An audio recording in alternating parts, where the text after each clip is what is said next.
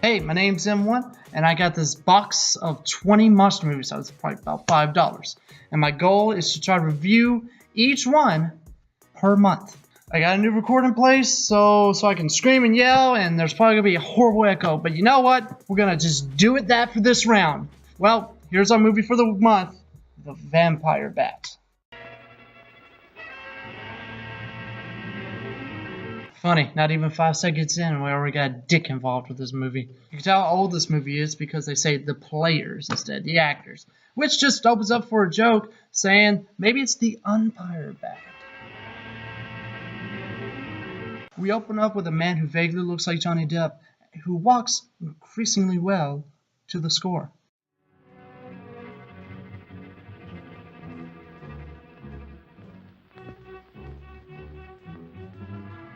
On his walk, he turns to see a man on a roof, possibly a fiddler. He decides it's none of his business and scurries away.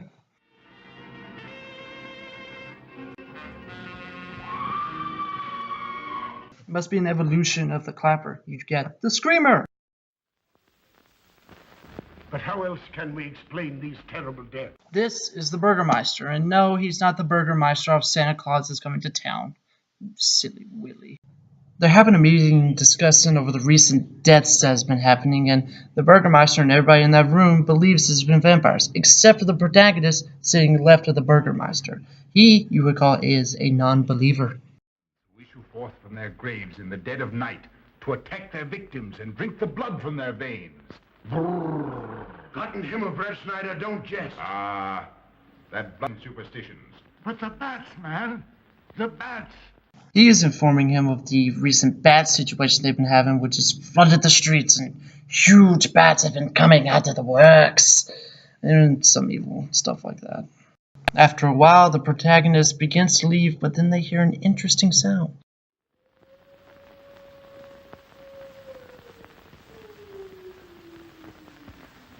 Do you hear it? Hear it? Yes, it must be the mating call of vampire bats, a strange howl. The protagonist, Carl, has enough of these shenanigans and leaves out of there to go see his sweet, sweet girlfriend.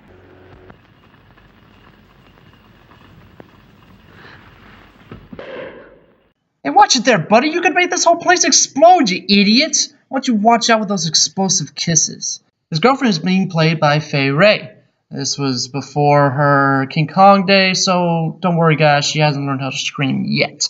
The two of them have very good chemistry with each other. I actually believe that each of them care for one and another. Carl, you will. Well, I haven't. Oh, Ruth! This is the comic relief of the movie. Can't remember her name because I really don't care. It's not all that interesting. Actress is fine, just character kind of sucks. It hasn't got that nice, clean, wholesome smell of a hospital. How are you, Carl? Oh, quite well, thank you. Well, I'm not. This clammy old place is bound to give me pericarditis, enterocolitis, neuritis, anyway, rheumatism. You have some coffee? I'm too sensible to believe in such rubbish. I beg pardon. The character that just spooked her only appears mainly in the beginning and a little bit in the middle and at the end. And he only talks at the beginning and the end. He's kind of a throwaway character, but does forward the plot. This is Dr. Von Niemann. He is the doctor of the town and wants to fix sick people. He talks to the maid of the sick woman in bed, and then one of my favorite characters of the movie shows up.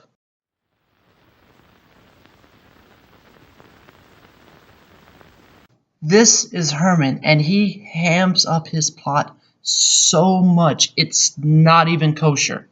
These windows. Herman open windows. Me do.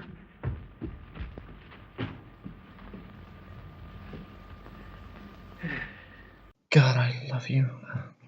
The good doctor gets done with his business, and then we meet the character that we saw at the beginning that had such happy feet. Dr. von Niemann. Kringen, how are you? Much better, thank you, since you Happy Feet doesn't particularly care for Herman because he thinks he's weird. And what's so weird? Just liking bats. You know, it's not like we have this guy's obsessed with fighting crime dressed in a bat. No, that would just be silly. That's good. That's odd. Very odd.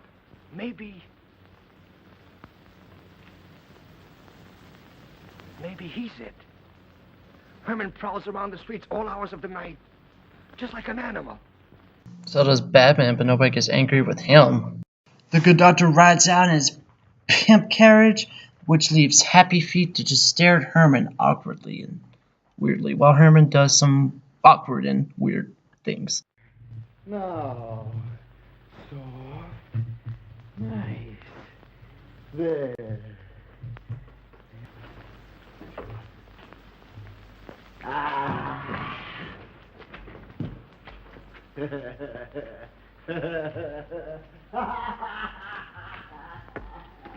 Tell you, he's in league with the devil. Well, he didn't sell his soul for this. The good doctor arrives to see Carl and his girlfriend in his lab. Ah, here you are.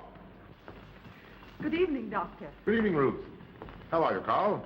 Well, I'd feel a lot better if I could find a solution to these murders. You don't believe in this vampire theory, then? Of course not. I mean, these idiots believe in howling vampires. Would you believe in howling vampires? Bats can't even howl. They make squeaking sounds. These deaths? Well, I'll be pleased to discuss it with you, but not now, not now. I have some very important work to do. Well, tomorrow, then. Tomorrow? Yes, perhaps. We'll see. So Ruth and Carl agree to meet with the good doctor tomorrow, and the good doctor goes in his study to do mysterious work. We cut back to the sick woman's place, where something criminal happens. This is what you get for not staying at a retirement home! We cut to Happy Feet, just saying that Herman did this and all that and this and that. He's just spreading rumors and gossip and lies, the little Happy Feeting guy. The good doctor's pitmobile rolls up and Carl and him step out to go see what was going on and to calm some head. Well, what do you make of it, Doctor? Are these two wounds similar to those found on the other bodies? Dr. Haupt can answer that for you, sir. Yes, they were the same in every case. This is a strange condition, Carl. So strange that I doubt the evidence of my eyes. You only doubt because the person who did this probably didn't howl before they did it. Herman pops in and is very astonished to see what he finds. I'm sorry to have dragged you out at an ungodly hour. Oh, that's all right, that's all right. That's not how I would react to see a dead body, but you know what, Herman? Do your thing. There goes the vampire. Arrest him. Lock him up. Kill him. Happy Feet, you're really getting on my nerves. Why would the killer be surprised to see the person that they killed is dead?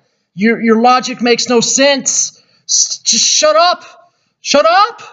Happy Feet is worried that Herman's going to kill him since that he keeps bringing up his bat fetish. We cut to the next day where the good doctor is talking to the old lady that helps around the house and makes her believe that she is having heart problems because she wants to believe that she is having heart problems. She's not very smart.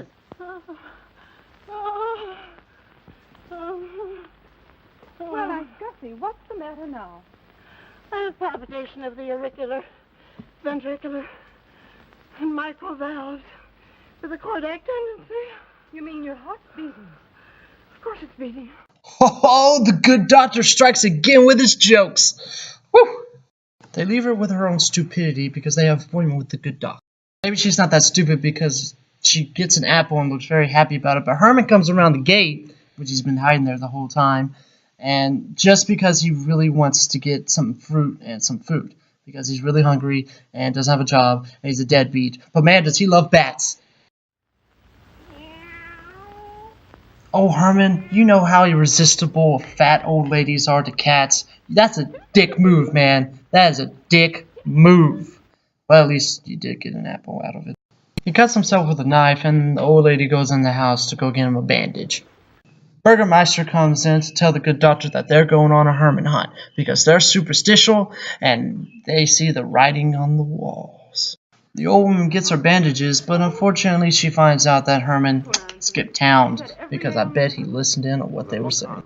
We then see the town chasing Herman over mountains of dirt and valleys of dirt and a dark cave of dirt, and he scurries around in the dark cave of dirt and probably eats dirt because he likes dirt, and then he falls down in dirt and dies.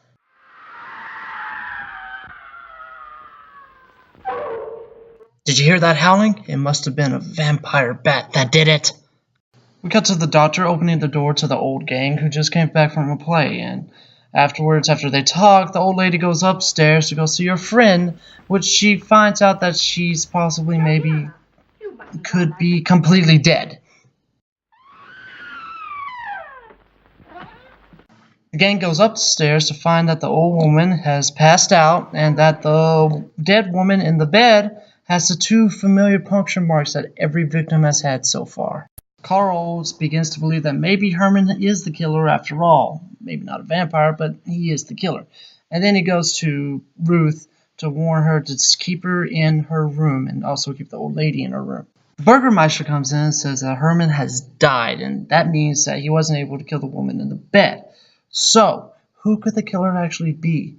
Could it be the guy that's been wearing a cape this whole time? Possibly. I mean, he does give Carl some sleeping pills, which is labeled as poison also, which doesn't really make sense. Why would you keep both labels? Obviously, the person that gets the sleeping pills might look at the bottle and say, oh, maybe this is poison, instead of sleeping pills. It's not very bright. Take my advice and go home and rest. And Carl does just that. And soon after he goes to bed, who's that looking through the window? Oh, it's the guy that we really didn't see all that much, and it's not much of a surprise in this current.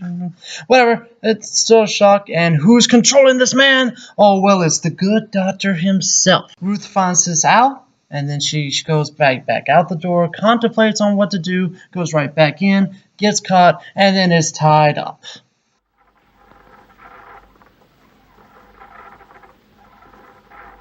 The man on the table is presumed to be Carl, but ends up being the guy that we really didn't know to begin with. What a surprise! And Carl gets a gun and threatens the good doctor. Turns out Carl didn't take those sleeping pills after all. Take it, good doctor! Or Dr. Von Himmertizen. Yeah! Carl unties Ruth, and the henchman wakes up, grabs the gun, threatens the good doctor, and Carl and Ruth run out the door. Then a commercial happens, and both of them are dead. I don't know how that happens, but it does. Doctor! Dr. Von Heumann! Carl, she mustn't see them. Where is Dr. Von Heumann? I must see him immediately. Aunt Gussie, you can't. He can't be disturbed. Oh, but I must see him. I simply must. Well, that hydrous magnesium sulfate he gave me is affecting me most peculiarly. You pardon me? Hydrous magnesium sulfate. Why, that's Epsom salts. Oh, that old fart sure is stupid. Woo! Don't know why we have her around. Seriously, absolutely. No. Anyway, the end! And this movie's alright. I mean, it's got its parts. Obviously, it's old and the recreation is really dumb.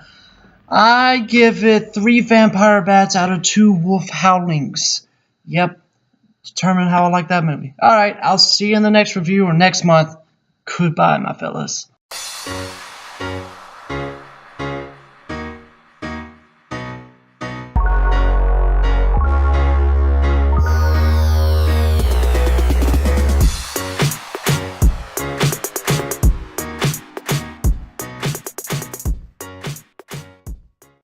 Ha ha ha ha ha!